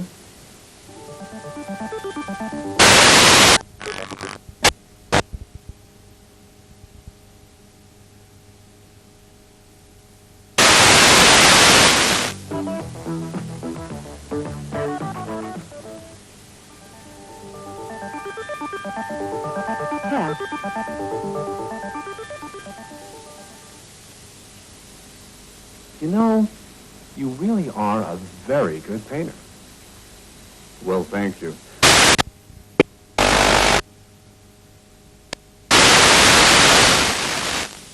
It's nothing special. How did you learn to paint so well? I don't know. I just paint, that's all. Talkback.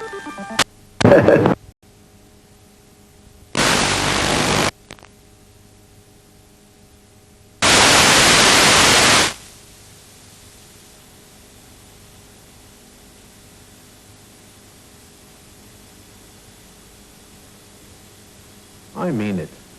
That painting is very good.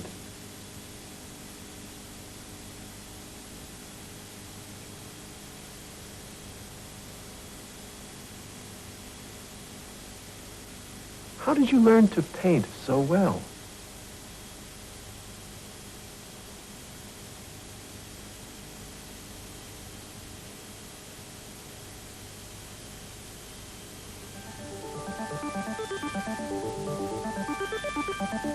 Task 24. Expressing agreement and disagreement.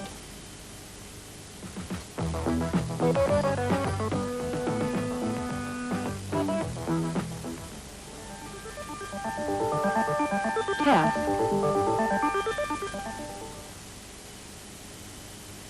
That picture should be in an art exhibition.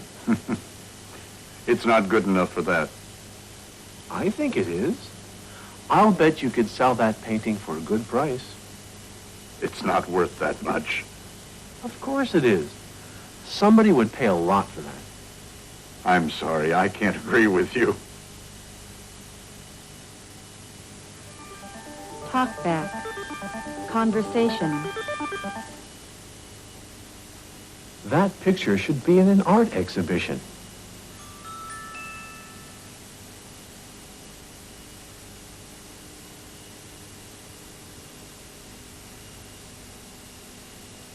I think it is. I bet you could sell that painting for a good price.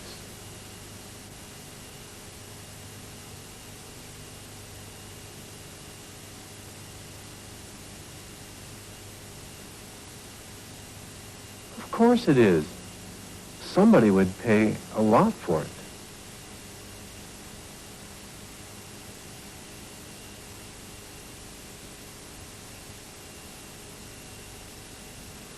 Well, what do you think? Would you pay a lot of money for the painting? Or do you agree with Frank that it can't be worth that much? I hope you enjoyed today's lesson and got a lot out of it. Our next program will be a review over everything we've covered in the last few lessons of Book 1, tasks 13 to 24.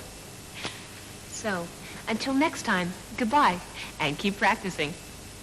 Oh, if you don't already have your textbook, American English 1, Book 1, here's how to get it.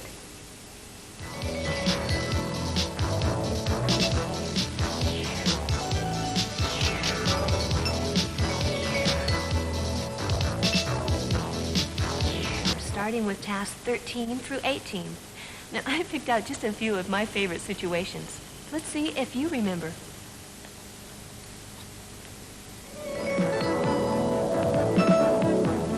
Task 13. Starting a conversation with a stranger. Are you going to Boston? No, I'm going to Vermont. Vacation? Oh, no, it's a business trip. Vermont's nice this time of the year. Yes, it's a beautiful state. Task 14. Asking somebody identification, personal history questions. Do you live in Seattle? Yes, I do. I came here from San Francisco about 3 years ago. What made you decide to leave California? Oh, I don't know. It seemed like a good idea. And then I got a job in a high school. How long have you been a teacher? Oh, I've been a teacher a long time. Task 15. Finding out about someone's activities. What are your interests besides the theater? Oh, different things. I read a lot, and I like listening to music. How about you? On weekends, I like to spend some time playing golf. Or maybe tennis. I need the exercise. I don't enjoy sports. I'm not really an outdoor person. Task 16. Asking identification, personal history questions about other people. Who just went into Mr. Ross's office? That's Mr. Mackenzie. Haven't you met him yet? No. Where is he from? Canada. He's an old friend of Mr. Ross's. Is he here on a visit? Yes, I think so. He just got in last night. Task 17. Making a phone call and leaving a message for someone. Hello, is Rachel there? I'm sorry, she isn't home right now. Can I leave a message? If you'll hold on, I've got to get a pen. I'll hold. Okay, I'm ready. Would you tell her that Lucy Dodds called and ask her to call me back this evening? I'll see that she gets your message.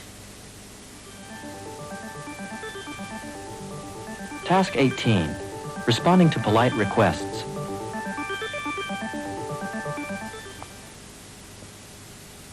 Could you do something for me, Jenny? If I can. What do you want? I need something from the drugstore, and I can't leave the desk.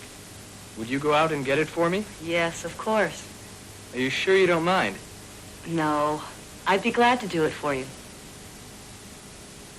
Well, how'd you do? It should be easier the second time around. Now let's move on to tasks 19 through 20. Expressing want and desire. Sometimes I think I'd like to make a real break and do something different. What do you want to do? I want to travel. Where to? Anywhere. I'd like to buy a boat and sail around the world. That could be pretty dangerous. I wouldn't mind. I want to see a lot of different places. Task 20. Asking about likes and dislikes.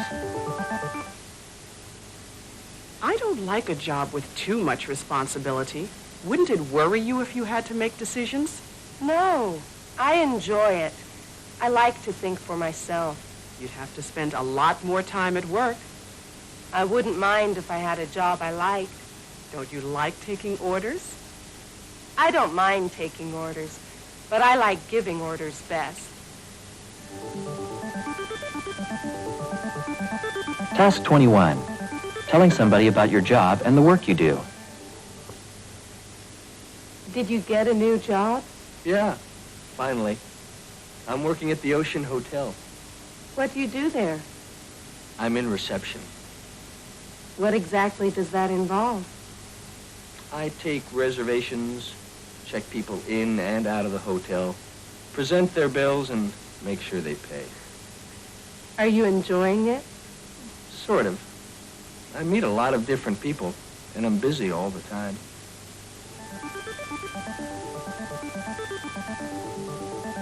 Task 22.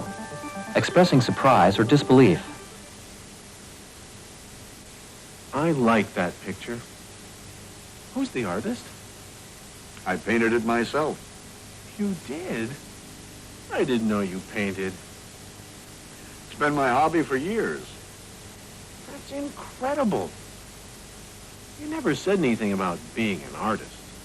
I'm amazed. What's so amazing about it? It's so good. I can't believe it was painted by an amateur.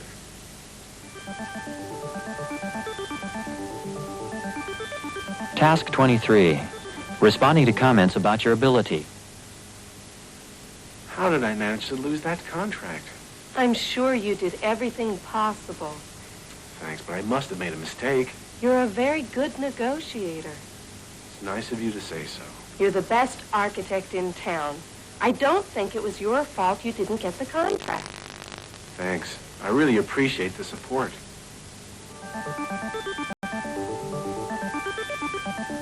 Task 24. Expressing agreement and disagreement. I'm sure you'll win the next match easily. I wish I felt so confident. I don't see how you can lose. I'm afraid I don't agree with you. Listen, we both believe that Chris Kelly is the best player in the world, don't we? Yes, I go along with that. Well, she's out of the tournament. Now it's all yours. Oh, I certainly hope you're right. Now that we've completed our review, let's just sit back and enjoy a little mini-drama. This will be a good comprehension practice. Are you ready? Get comfortable. Here we go.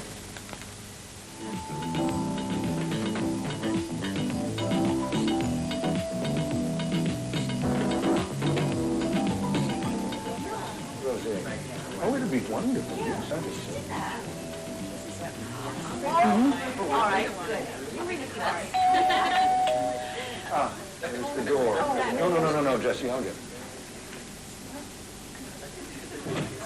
Henry, glad you could make it. Thank you for inviting me. What a lovely home. Jess, this is Henry Price.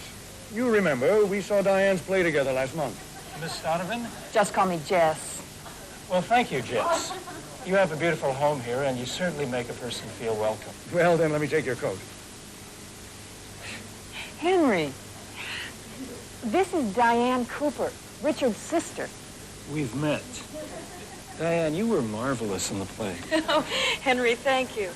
You're looking well. Your trip to Vermont went well? Yes, quite well. Thank you. Can I get you something, Henry? Some wine would be fine. Marvelous. We Californians are very proud of our wine, you know. You're not from California, Henry? I'm living in Denver currently, but I'm thinking of moving out here to the West Coast. Do you have family in Denver? No, my family's from the Midwest. Then you're not married. No, I'm not. Jess, where did you put the corkscrew? Henry, would you excuse me? Of course. I really meant what I said about you being very good in the play. Thank you, Henry. You're very kind. Richard and Jess are certainly friendly. Yes, but sometimes. Sometimes what?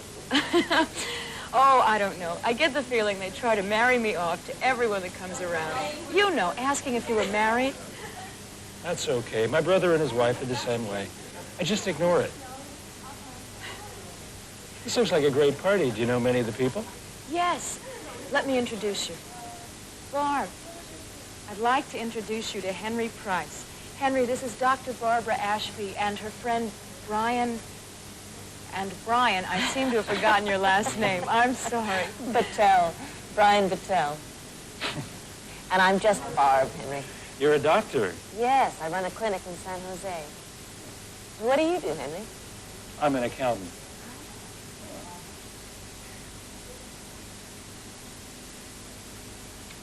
Wonderful.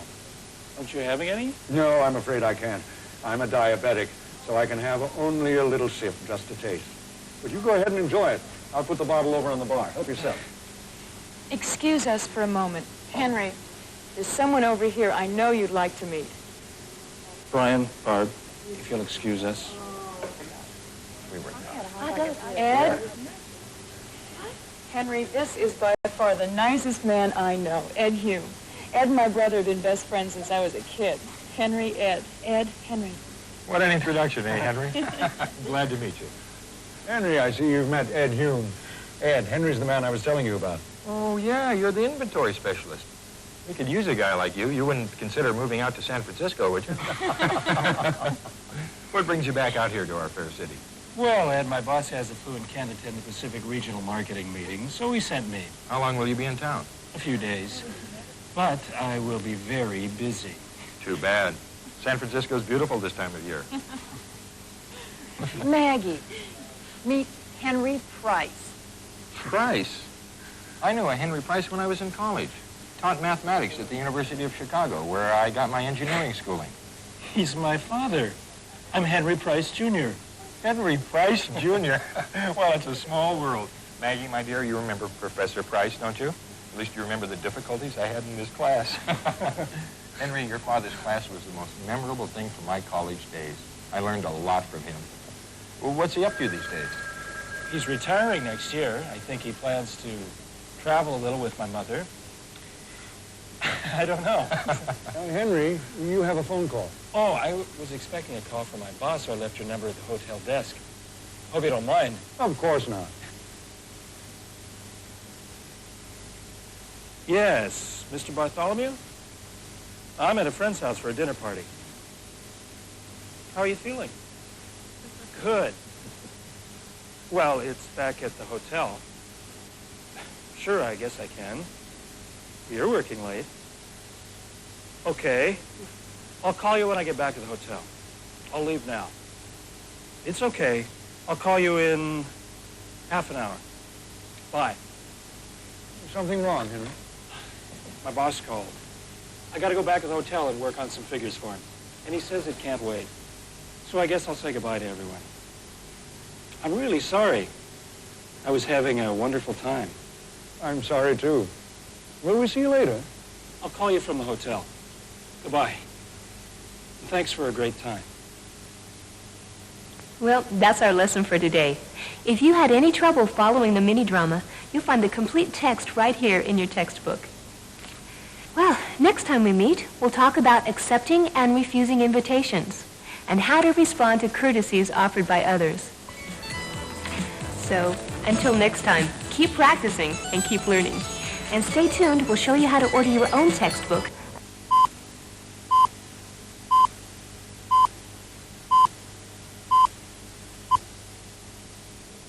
Started, shall we?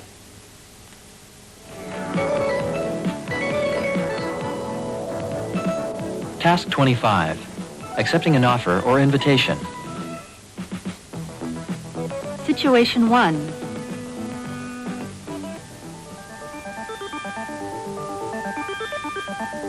Task. Do you want to do something tonight after work? Sure. Any ideas? How about fixing dinner at my house? Sounds great. Talk back. Choose number 1 or number 2. Do you want to do something tonight after work?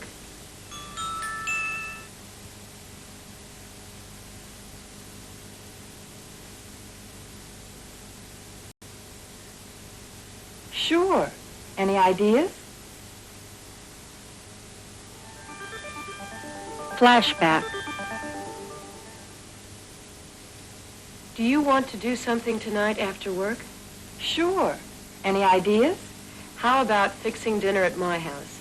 Sounds great. Situation 2.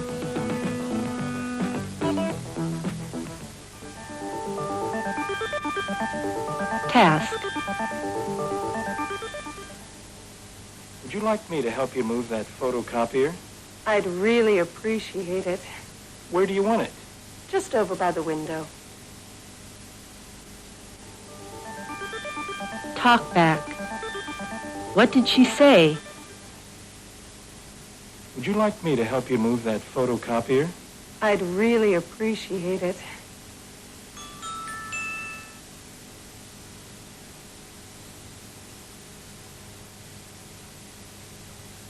I'd really appreciate it.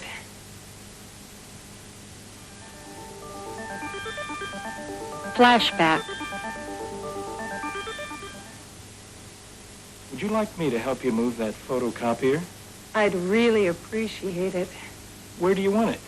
Just over by the window. Task 26.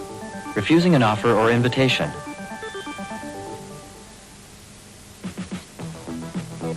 Situation 1.